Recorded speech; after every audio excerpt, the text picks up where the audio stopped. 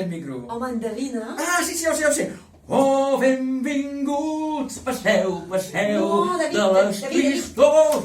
David, t'has fet! Què? Has de parlar francès, perquè callis, de veritat. Però pensava que el micro era per cantar. Sí, són micros, però on som nosaltres? Mira què posa aquí. Ah, la ràdio! Som a la ràdio. Ah, doncs fem un vídeo parlant de ràdio. Això volia dir. Ah, doncs Llengüaferits. Som-hi. Em pregunteu que com veig l'ús del català a la ràdio. Doncs en línies generals bé, prou bé. Hem de partir de que després dels anys 60 i després d'una terrible guerra civil al territori espanyol, va reaparèixer el tema de la ràdio en català amb el gènere de la radionovel·la.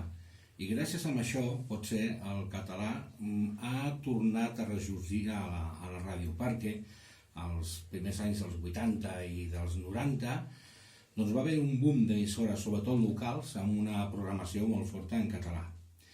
I sí que almenys, en la meva opinió, sobretot en les emissores petites, sí que ens manca una mica d'aprofundir amb el català, un català més correcte. El que sí que està molt clar és que a les ràdios locals crec jo que estem contribuint amb que el català continuï molt viu.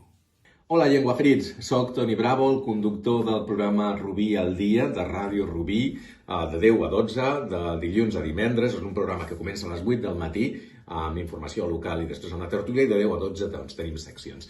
En aquestes seccions nosaltres tenim col·laboradors, tenim gent entrevistada. Què fa aquests col·laboradors i gent entrevistada? Hi ha gent que parla en català i tenim gent també que ens demana que, com estan fent un Instagram en directe o que després els interessa aquest podcast i són de fora de Catalunya, doncs ens demana si poden parlar en castellà. Això sí que ens passa. Com a llengua vehicular de la ràdio municipal, aquí continua el català en bon estat de salut i em costa també que en diferents ràdios municipals també com a llengua vehicular continua fent la seva funció i tasca i no es veu marmada, no? Una altra cosa és això, una altra cosa és aquests col·laboradors o aquestes persones convidades que ens demanen parlar en castellà i que això sí que passa més. Salutacions, Llengüaferits!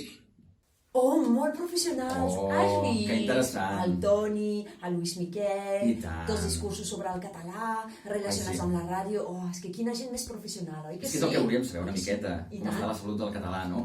I sobretot esperonar-vos a escoltar ràdio en català. Sí. És molt important, Sí. perquè n'hi ha molta qualitat, tant ràdio d'abast nacional com emissores locals. I de fet, parlant així de programes de qualitat, Sí? és que nosaltres en fem. Sí. Ja sabeu, Llengüaferits. Sí, nosaltres tenim 3 espais radiofònics, no ens hi posem per poc nosaltres. No, Repassem-los. quins són? Mira, tenim un univers de llengües Sí, a la xarxa, a la xarxa. que s'emet a Ràdio Sabadell, Terrassa, Sant Boi, Badalona, Castellà, el Prat, sí, sí, molt bé. En tenim un altre que es diu Un univers de contes, que és un espai més aviat al vespre, tranquil, amb una selecció de contes recitats al francès i al català. Exacte, que la fem a una bitlles. A una bitlles. Aquí som avui. I encara en tenim un altre a Ràdio Rubí, que es diu Un món de mots. Ai, sí. Aquest ja és una reflexió entre llengua i literatura. Apassionants. Ai, sí. Ja ho sabeu, si Som a no tot ens arreu. heu pogut escoltar mai, Sí. podeu recuperar els podcasts a través de la nostra pàgina web. Sí. Teniu un cop d'ull, estigueu atents. I tant. Doncs molt bé, m'agrada molt aquest programa. I ara- Doncs així- Home, ara jo, que tinc el micro aquí, continuo allà on ho havíem deixat abans, eh? Ah. Sí, home, sí. Que casa meva és casa. Llengüaferits, som-hi.